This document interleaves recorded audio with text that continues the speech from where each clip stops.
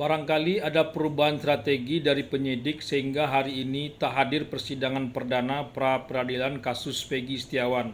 Padahal Kabid Humas Polda Jawa Barat Jules Abraham Abbas sebelumnya mengatakan tim penyidik sudah siap menghadapi sidang pra-peradilan hari ini.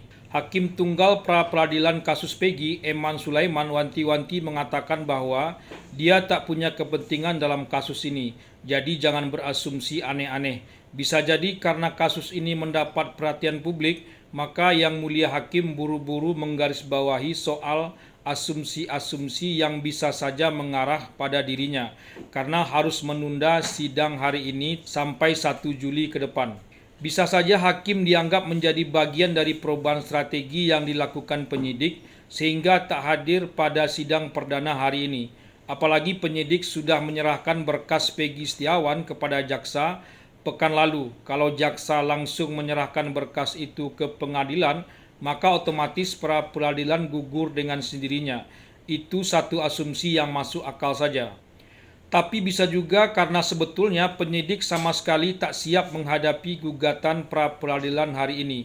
Apalagi beberapa hari belakangan, Kapolri wanti-wanti soal bukti-bukti yang berdasarkan saintifik. Pernyataan Kapolri ini sebelumnya saya anggap bertentangan dengan pernyataan Kadif Humas Mabes Polri yang terlihat begitu yakin dan percaya diri dengan bukti-bukti yang dimiliki oleh penyidik. Bahkan tak hanya menunjukkan bukti foto yang menjadi legenda itu, tapi juga semacam ancaman untuk membuka penyidikan baru perihal obstruction of justice. Ini semacam counter attack dari polisi yang dianggap selama ini tiarap, kini mulai bangun dan menyerang. Tapi lagi-lagi Kapolri sendiri yang mengingatkan institusinya agar jangan terburu-buru. Kadif Humas yang tepat berada di belakang Kapolri saat menyatakan itu terpaksa harus mengangguk-angguk saja.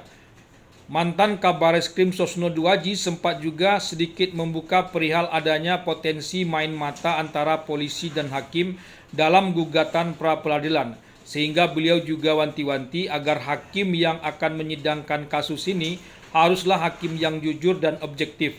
Publik harus terus mengawal kasus ini.